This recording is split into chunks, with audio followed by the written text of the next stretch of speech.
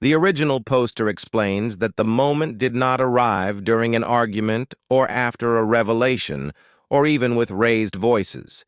It arrived quietly while reviewing a shared bank statement late at night. According to the post, nothing on the screen looked fraudulent. No unfamiliar charges, no obvious wrongdoing. But there was a line item that had been appearing regularly, small, consistent withdrawals tied to an account the poster did not recognize. Welcome back to Internet Court. At first, the poster assumed it was a misunderstanding, a forgotten subscription, a timing issue, something already discussed and simply overlooked. They did not bring it up immediately. The poster describes closing the laptop and sitting with the information instead, aware that asking the question would change something. Not necessarily the relationship itself, but the balance within it. She explains that the apartment they shared was in her partner's name. The lease, the utilities, even the internet account. The poster contributed monthly, reliably, but informally. According to the post, the realization wasn't about the money alone. It was about how little margin there was for conflict. The poster asks whether choosing to stay silent, temporarily, was a reasonable act of self-preservation or the first quiet step toward complicity. This case is now under review. The original poster explains that they had been in the relationship for just over 3 years. They met in their early 30s, both financially stable but approaching stability differently. According to the post, the partner had a higher income and stronger credit history, which naturally positioned them as the leaseholder when they moved in together. At the time, this arrangement felt practical rather than symbolic. The poster paid a fixed monthly amount that covered rent, utilities, and shared expenses. There was no written agreement, but there was consistency, no missed payments, no disputes. Trust mattered because the arrangement required it. The poster describes their partner as reliable, emotionally steady, and not prone to secrecy in obvious ways. Friends described the relationship as balanced. Arguments were rare and typically resolved without escalation.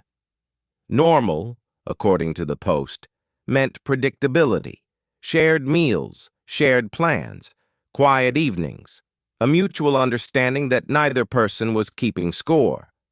The poster emphasizes that they never felt financially controlled. They retained their own accounts, their own spending, and their own independence, at least in theory. What made trust central, the poster explains, was not just emotional closeness, but logistical dependence. Leaving would not be simple. Staying required cooperation. There was no villain in the relationship as it existed then, just structure. According to the post, the unfamiliar withdrawals did not appear suddenly. Once noticed, the poster reviewed past statements and realized the charges extended back several months. Each amount was modest, individually insignificant, collectively noticeable. The poster explains that she considered asking immediately, and then didn't. She told herself there could be an explanation that would make the question unnecessary, a shared expense they forgot, a transfer routed oddly, a harmless oversight. There is a pause in the post here, where the poster reflects on how often silence is justified by optimism. They describe noticing other small things during this period. Not suspicious behaviors, but absences of clarity. Conversations about finances became shorter. Questions were answered, but without detail. Nothing that warranted confrontation. The poster admits that part of their hesitation came from timing. They were in the middle of a job transition. Their savings were intact, but not abundant. Moving out would require planning, deposits, and uncertainty. There is another pause. She wrote that it felt irresponsible to introduce conflict without certainty, but also irresponsible to ignore patterns once seen. The poster describes rehearsing the conversation internally. Different tones, different phrasing. Each version ended the same way, with the possibility that the living arrangement could change, and that possibility carried weight, not fear exactly, but calculation. According to the poster began tracking the charges privately. Dates, amounts, frequency. Not as evidence, but as reassurance that they were not imagining things. She did not share this process with anyone. She describes the quiet tension of living normally while internally holding an unanswered question, aware that the longer it remained unspoken, the more deliberate the silence became. The turning point did not arrive dramatically.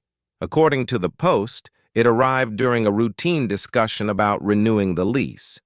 Her partner spoke casually about future plans. Another year, perhaps longer. Stability. Continuity. The poster describes feeling a narrowing sensation. Not panic, but urgency. She explains that in that moment, the choice clarified itself. Speaking later would mean agreeing now. Silence would become endorsement. The poster chose to ask, calmly. She framed it as a request for clarity rather than an accusation. They mentioned the charges neutrally, asked for context. According to the post, her partner did not react defensively. He explained that the withdrawals were supporting a family obligation they had not disclosed, one they felt was personal, not relevant to shared finances. The explanation was coherent, plausible. But the poster realized something else during the conversation, that the issue was not permission, it was assumption. The poster states that they expressed discomfort not with the expense itself, but with the lack of transparency in a shared financial environment, particularly one tied to housing security. They did not demand change. They stated a boundary. The aftermath, according to the post, was quiet. There was no argument, no raised voices, but the tone of the relationship shifted. Her partner acknowledged the concern but emphasized autonomy. They agreed to greater transparency going forward, verbally. Structurally, nothing changed immediately. The poster continued contributing rent. The lease remained unchanged. Life resumed its routines. But the poster describes a recalibration. They began quietly rebuilding their savings buffer, exploring backup options, not planning to leave, but planning to be able to. Trust, the poster explains, did not disappear. It narrowed. The relationship became more deliberate, less assumed. According to the post, neither person behaved badly afterward. But the poster felt the weight of the realization that boundaries spoken late cost more than boundaries spoken early. They remained together, but differently. In closing, the original poster does not ask whether the partner was wrong. She asks whether choosing to delay confrontation, knowing the personal cost of destabilizing their housing, was reasonable.